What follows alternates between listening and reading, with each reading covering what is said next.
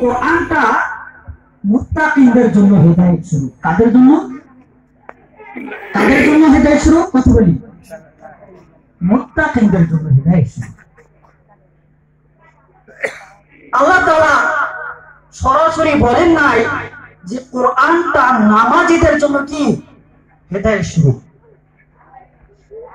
আরো বিভিন্ন গুণের অধিকারী ব্যক্তি রয়েছে, তাদেরকে বলেন নাই, সরাসরি বলেন নাই কোরআনটা কি তাদের হেদায়েত স্বরূপ।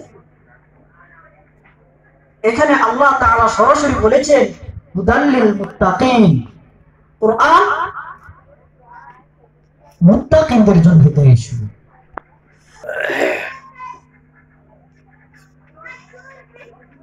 আল্লাহ তাআলা কোরআনের মধ্যে বলেন মিম্মা রাযাকনাহুম ইউনফিকুন, যারা আল্লাহর রাস্তায় খরচ করে তারাও কি মুত্তাকিন। যারা সালাত কায়েম করে ওয়া ইকিমুনাস সালাতা ওয়া মিম্মা রাযাকনাহুম ইউনফিকুন, তারাও মুত্তাকিন।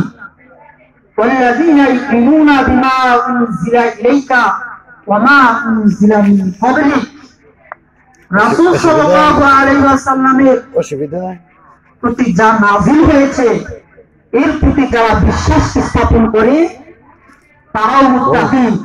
এর পূর্বে যে কিতাব গ্রন্থ নাযিল হয়েছে এর প্রতি যারা বিশ্বাস স্থাপন করে তারা মুত্তাকিন থেকে হেদায়েতের উপর রয়েছে। ওয়াউলাইকা হুমুল মুফলিহুন, এই মুত্তাকিন বলে কি সফল কাম। আল্লাহ তাআলা কোরআনের মধ্যে বলে ওয়াসারিউ ইলা মাগফিরাতিন মির রাব্বিকুম ওয়া